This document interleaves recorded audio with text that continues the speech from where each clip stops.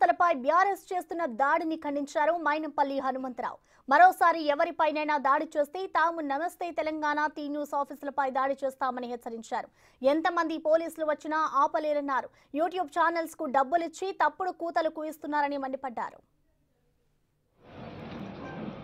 మైనంపల్లిని నిద్ర లేపితే ఎట్లుంటదో బీఆర్ఎస్ కు ముఖ్యంగా బావకు బావ మరిదికి చూయిస్తా, సుక్కలు చూయిస్తా.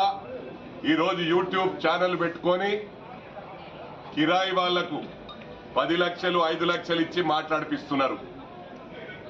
మేము గ్రౌండ్ లో ఉండేటోళ్ళం, ఇది గమనించాలా. ఇంట్లో కూర్చొని వీడియోలు చేస్తే దానికి స్పందించే టైం లేదు. రేపు ఇంకొకసారి ఏ మీడియానైనా దాడి చేస్తే ఇది మొత్తం వాళ్ళ ఫ్యామిలీకి ఇస్తా ఉన్న వార్నింగ్. నాట్ ఓన్లీ హరీష్ రావుకు కేటీఆర్ కాదు, మరి ఎవరికి గుండెల్లో గుచ్చుకుంటుందో అర్థం చేసుకోవాలా. ఇక నెక్స్ట్ నీ పేరు వెళ్తుంది, ఇది గమనించాలా. టీఆర్ఎస్ దుకాణం బంద్ చేసి బీఆర్ఎస్ స్టార్ట్ చేసింది, భారతీయ రాష్ట్ర సమితి అని. ఆ రోజు మహారాష్ట్రలో మేము కూడా అదే పార్టీలు ఉన్నాం.